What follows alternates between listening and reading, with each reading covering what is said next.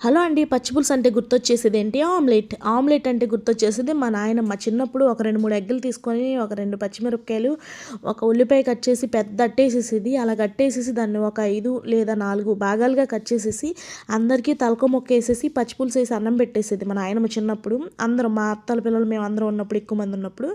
గుడ్డు కూడా half హాఫే ఏసేదండి. Full ఏసేది కాదు. అంటే అప్పటి రోజులు అలా ఉండేవి. ఇప్పుడు మనిషికి 2 గుడ్లు తింటున్నామో, 3 గుడ్లు తింటున్నామో కూడా అర్థం కాదు. సో, ఇక్కడ ఆమ్లెట్ విషయం వచ్చేసేటప్పటికి పచ్చి పులుసు అసలు మా సైడ్ ఎలా చేస్తారని చూపించడం కోసం అయితే చూపించాయి. ఇక్కడ 4 పచ్చిమిరపకాయలు, 2 టమాటాలు మొత్తం అన్నిటిని ఆయిల్లో ఫ్రై చేసేయాలి. జీలకర్ర వేసేసుకొని, ఉంటే కరివేపాకు కూడా వేసుకోవచ్చు, ఫ్లేవర్ బాగుంటుంది. అన్నీ కలిపేసి ఫ్రై చేసేసుకున్నాక మన మనలాంటి వాళ్ళు అయితే మిక్సీయే కరెక్ట్. మా నాయనమ్మ వాళ్ళు అంటే దాకలో వేసి రుబ్బేస్తారనమాట. మా అమ్మ కూడా రుబ్బిద్ది. సో, ఇంకా మనకు అంత ఓపిక లేదు కాబట్టి మిక్సీలో ఒక తిప్పేసి ఇలాగ వాటర్ వేసేసి పక్క తీసేసి, ఇంకా పొడుగ్గా సన్నగా కట్ చేసుకున్న ఆనియన్స్ మనం ఇందులో యాడ్ చేసామంటే పచ్చి పులుసు సూపర్గా ఉంటుంది. ఒక్కొక్క స్టైల్లో ఒక్కొక్కలా చేసుకుంటారు. మా ఆంధ్రాలో అయితే ఇలాగే చేసుకుంటారు. అదే తెలంగాణ అయితే పచ్చిమిరపకాయలని కాల్చకుండానే వేయించకుండానే చేసేస్తారనమాట. సో, దీంట్లో ఆమ్లెట్ వేసుకుని తింటే అదుర్స్.